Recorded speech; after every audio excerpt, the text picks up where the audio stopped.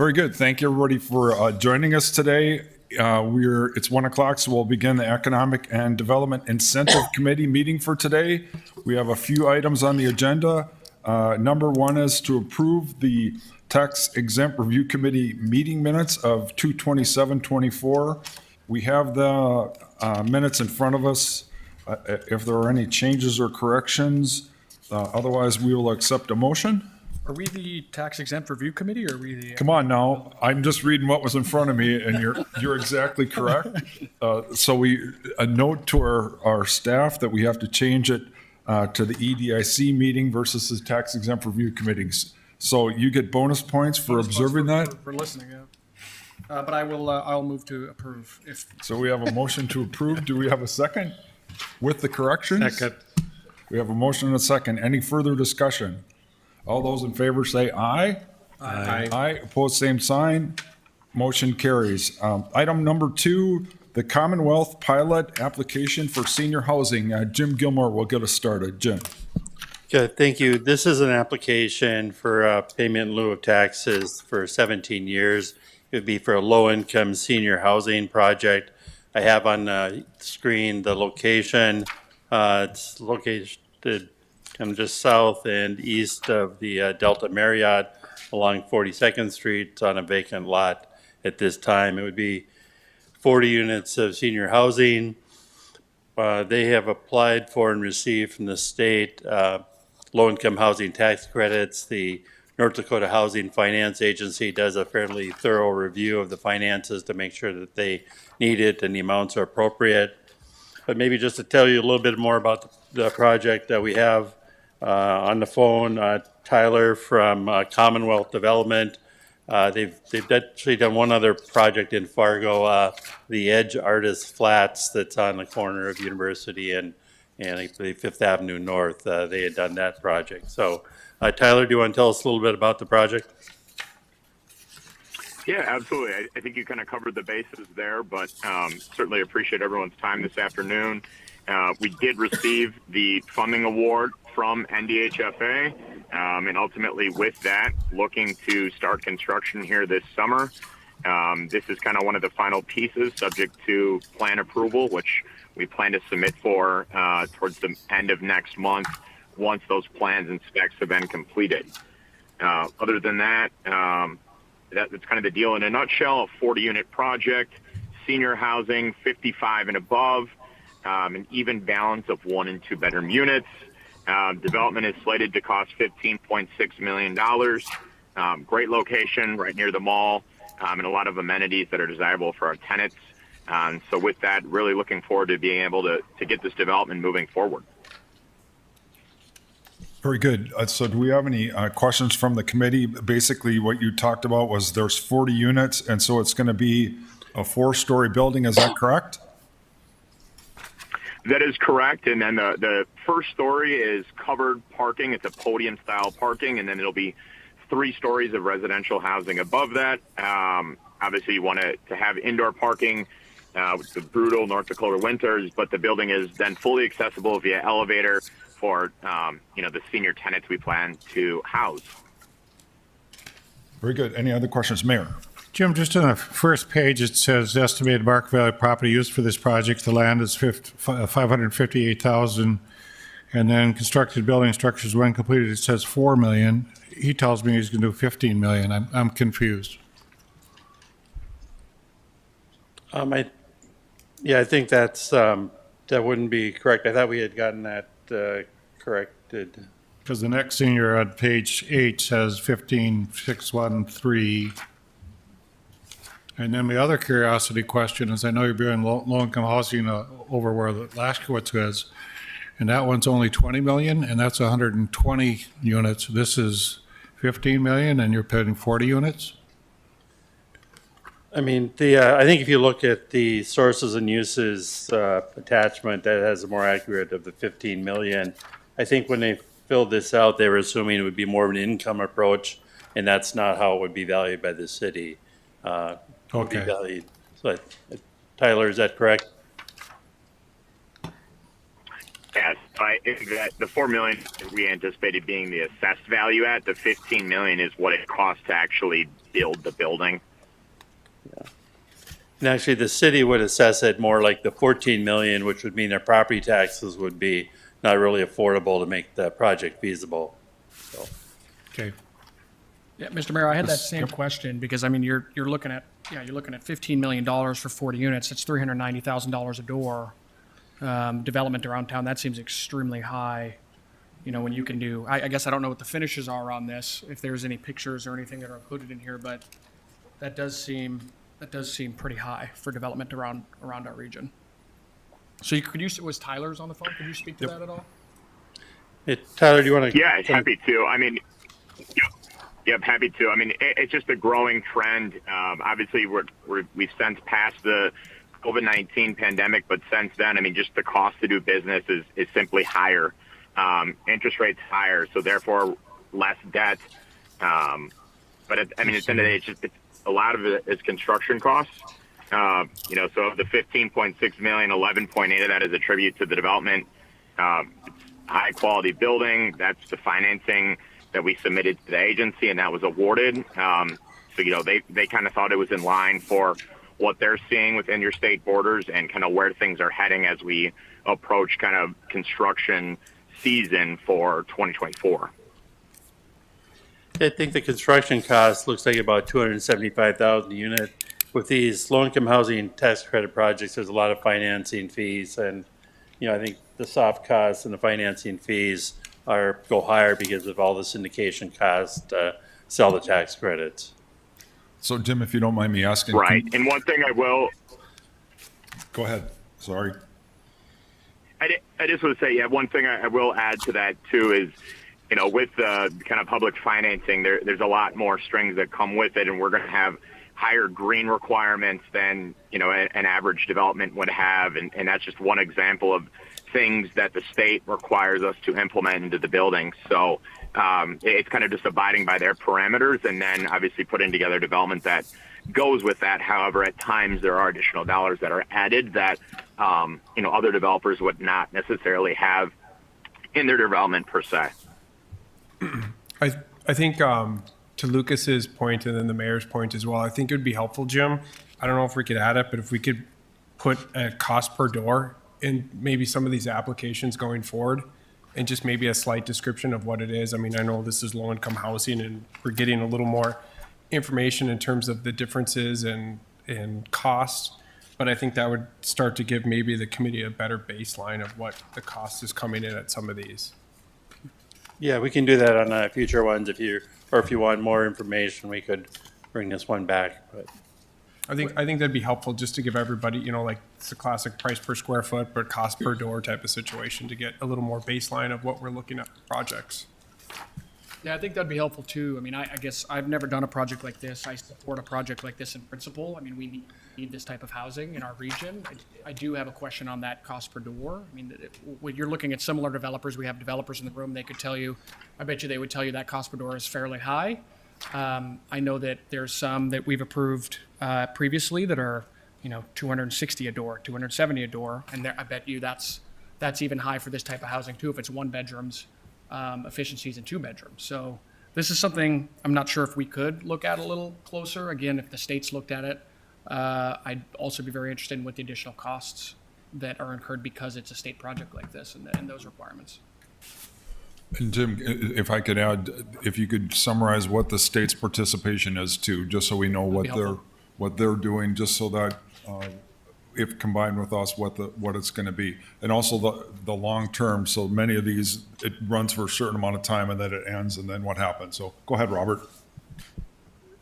Mr. Chair, I was going to say, for all the reasons that have previously been discussed and the length of the pilot, I would also expect a robust discussion once this project presumably came over to the county as well. yeah, if you look on page 8 of your packet, that has sort of the sources and uses, and so yeah, that's 9 million in low-income housing tax credits, another 2.8 million from the Housing Trust Fund one program. I believe that's a state program, and then the home block grant which is a HUD program, is 1.5 million, so. And then they have a first mortgage of about 2 million, so there's, development fees too that are waived that are part of the project and then put in as a cost. Very good. Any other questions or comments? Otherwise, what is the wish of the committee? What is our plan? Do you want to continue this? Is that what we would do, or what do you recommend? I Lucas? mean, frankly, it would be nice to have a little bit more insight and a little bit more time to look at this. I don't know Okay. what mechanism we'd use for that, but Well, to me, that's, we would just continue this to the next meeting if that's your wish, but, any other comments about that? What are Well, I got two finance guys kind of worried about what's going on, so I wouldn't mind tabling it for a month just to get the data. And I mean, it's different sometimes. I understand the state puts money and it's financial costs that get caught into this. We don't want to stop 55 and older building, but I think we have to understand. I think, John, to your question is, the voters want to know, is this a fair system? I'm assuming it is, but it's just nice to know a little bit more detail. Yeah, I think, Mayor, just a little more clarity, I think would be helpful to Lucas's point as well, too. Again, we're not against this in principle. It's just understanding what the costs are. They just seem very high. I think we may actually have another meeting between now and when this is actually advertised for public hearing, so I don't think we'd delay it much at city commission level to bring this back to you next month with, more information on that. If, Tyler, maybe you could plan to give a little more detailed presentation, I guess some month from now, would that be acceptable?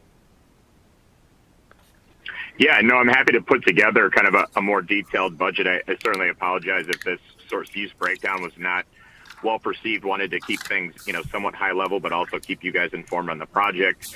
One thing I will say to speak just directly on the hard cost concerns, this is a project that is slated to be constructed by JN Contracting, which is a local GC within your guys' area. So, the pricing we're receiving is based on real hard data that they have based on last year's projects, ones they're currently building. And then in addition to, slight inflation and additional conversations they've had with subcontractors within your area. So I will say, I think this is where the market sits for building in Fargo now. But again, happy to provide additional detail. So we can certainly kind of put that together and relay that over to you guys in a nice, concise package. Go ahead, Lucas. yeah, I think that would be really useful. Thank you for that. I would also, I don't know if this is possible, but in so much as we can meet with, if the state is doing other projects like this and we are kind of volleying back and forth with them on approval, I think it'd be really useful if we could to meet with them and understand what their criteria is and how they underwrite what they're looking at as well. Because it seems like, how rigorous their criteria is, we kind of use that as a touchstone for almost tacit approval on our side. I'd really like to understand how they look at these deals and how they're underwriting them too, if that's possible. I think so. I can contact Housing Finance and see if we can kind of log them into Sure. your next meeting. And no time frame on it, obviously, but it would be useful to know. Because if there's additional costs that are incurred because it's that type of project, it'd be good for the team or, for the committee. Would almost suggest, Jim, that Lucas and John talk to them offline on a conference call just to understand it better. So Sure. Okay. if that would be all right.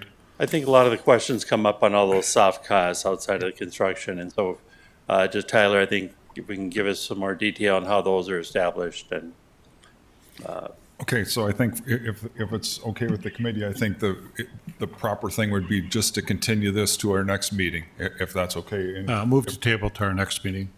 we have a motion. Do we have a second? Second. Motion and a second. All those in favor say aye. Aye. Opposed, same sign. Motion carries. And I would say, it'd be interesting to know that lot has been empty for a very long time. So it'd be interesting to know how long that's been. And I do think from the location perspective, that's an excellent spot, close to to a lot of amenities, but also there's other dense housing in that area. I don't know how much low-cost housing there is, and so I think that's a good location for that, so. Well, and how large is that lot too, Tyler? Does it say somewhere? Maybe I missed that in the write-up. I believe it is just under 2 acres. Okay. I apologize, I don't have that right on hand. That would be Okay. good for the next meeting too, to understand what the what the cost there was. That's great. Thank you. So we'll move on to the next item, proposed change to the TIF policy. Jim Gilmore to start us off with that. Thank you. We had, at our last meeting, we talked about this, changing the policy to kind of encourage developers that were planning to do redevelopment to take down older, probably economically obsolete buildings ahead of us waiting around until they knew exactly what they're going to build. And so there's some development, or there's some benefits for the city, of course, is that if the buildings are blighted, we'd get rid of them sooner.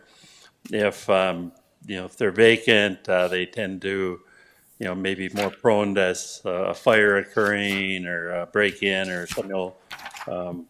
Some squatters moving into them, and so we were looking at those the two particular blocks, kind of the one that had the Steve's package store in the past, and the other that had its SARS service.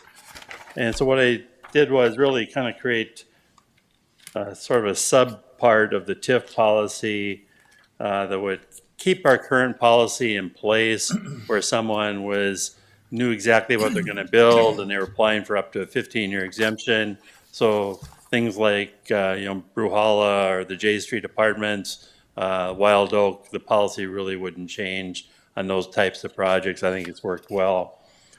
And so really in the two boxes and areas on the policy, the first box just kind of notes that there's kind of two policies now, one for projects that are already, you know what they're going to be.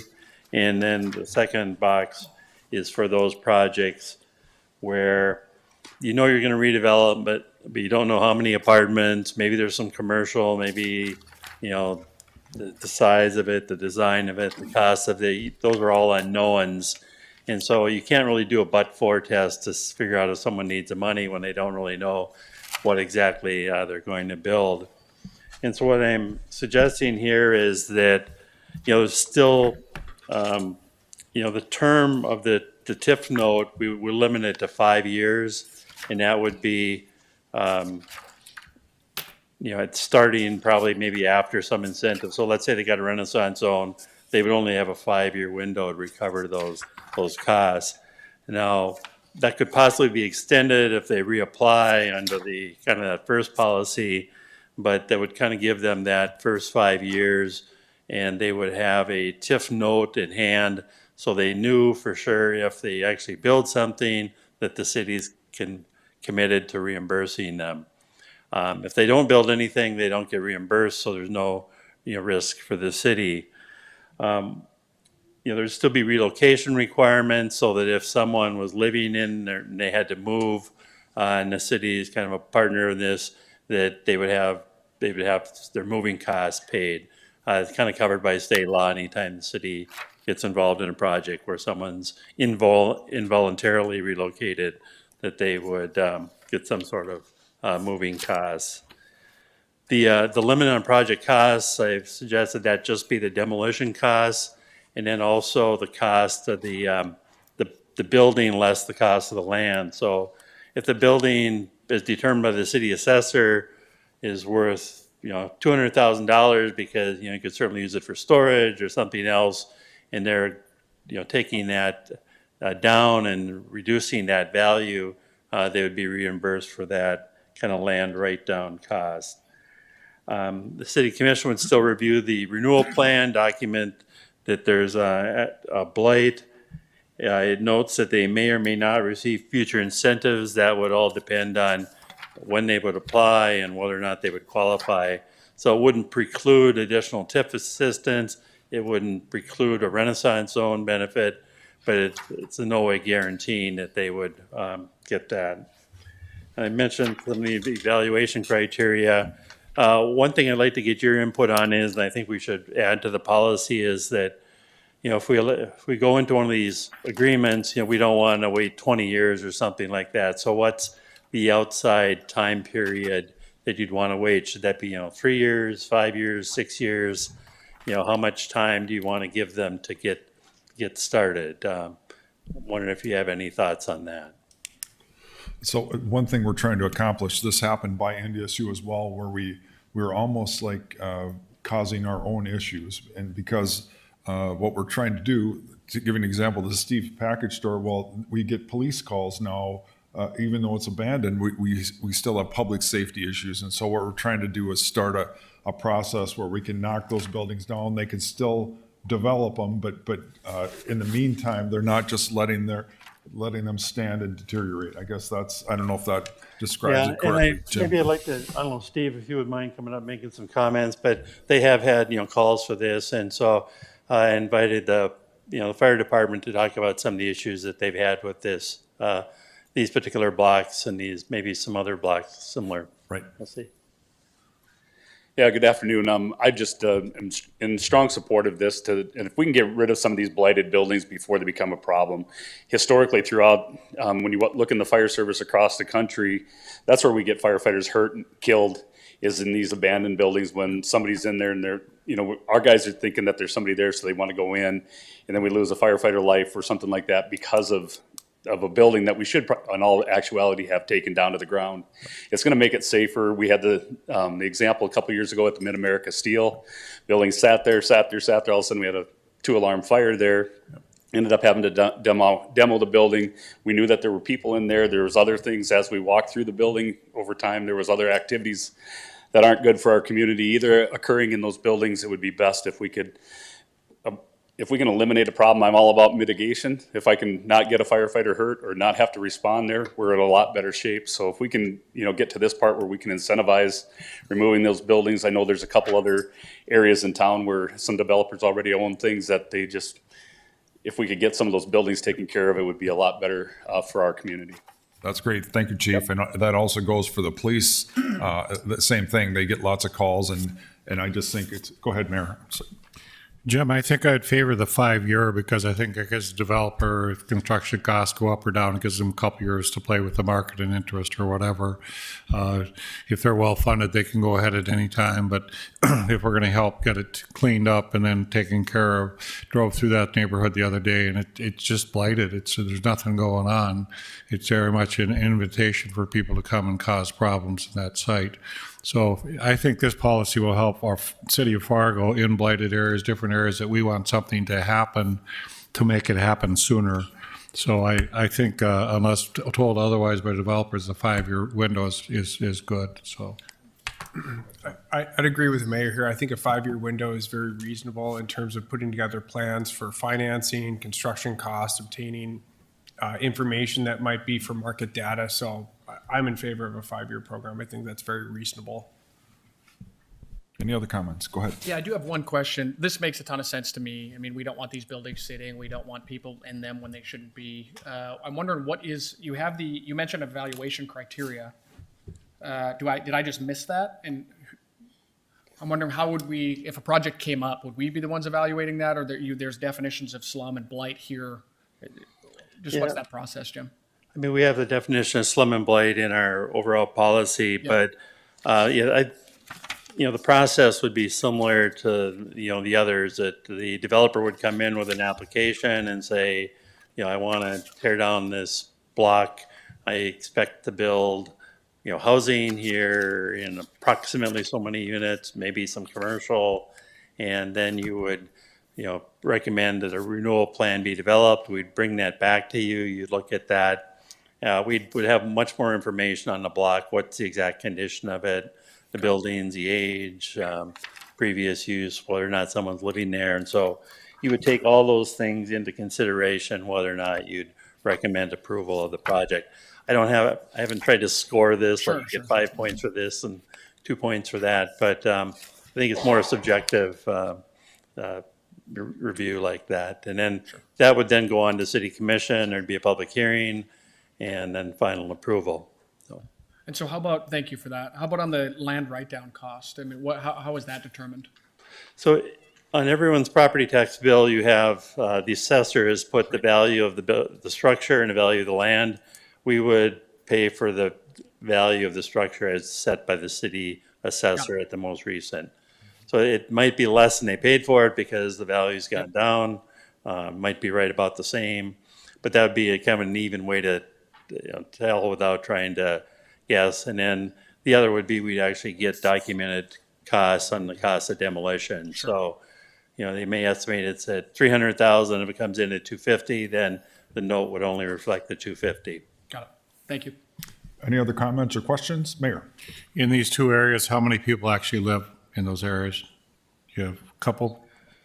I think, Zero you, Kevin? two. Two, okay. So you pay the cost of relocation, the two that have to go, otherwise we take everything out? Yeah. There is within one of those areas a house that is not owned by the developer. And so, that would, if they did acquire it, that would maybe be someone else that might have to move. Very good. Any other comments or questions? Otherwise, are we ready for a motion? I'd move to approve this change. We have a motion. Do we have a second? I'll second. We have a motion and a second. Any further discussion? All those in favor say aye. Aye. Opposed, same sign. Motion carries. Last item on the agenda, the Bell Bank remodeling exemption. And John, I believe you're going to ask to, or maybe you're not, maybe I spoke too soon, but obviously you work for Bell Bank, so anyway. Yeah, John has indicated, maybe you want to go ahead, John. Yeah, so I do work for Bell. Great company, by the way. Excited for the headquarters to be coming to downtown Fargo, but I'm clearly going to be abstaining from this vote. Thanks, John. Yep. Very good. Jim, do you want to get us started on this? Yeah, when we adopted this remodeling exemption policy, we were really trying to encourage people to improve their properties, to boost the property values, and kind of make the community better. And I think every city commission meeting, there might be 3, there might be 6 exemptions that are just on the regular agenda, and they're just approved as a group without any discussion. When we did the policy, though, I think we looked at some hypotheticals where, well, what if I have a 10,000 square foot commercial building and I add 80,000 square feet? Is that really eligible for the 5-year remodeling and expansion? Because most expansions, at least the footprint, is generally smaller than the first building. I think in this case that is also true. However, in the case of Bell, you have a building that's worth 17 million now, kind of not yet completed. It's worth 34, and the assessor thinks it's going to be worth 50 when it's all and done. So that's sort of it's a larger increase, and so that's why this would come to the committee for a recommendation rather than just going straight to city commission. I mean, if you look at this property and the amount of money they've invested in spending a lot of money on demolition, it doesn't really add value. I think it's going to be a great addition to the downtown, and I'd certainly encourage you to approve it. Bell, or when we approve these two, often when they're on the agenda, it's after the fact. They've already done the remodeling, and because it's sort of this automatic approval, sometimes people don't even know about it before they start. But that's been our common practice to approve them, right up until they're completed. Bell Bank did contact me in 2001 and asked what types of incentives would be available. I did tell them about the remodeling, so they were aware of it, and they probably put that into some of their thinking in terms of making the decision to locate downtown and how much they were going to put into the building.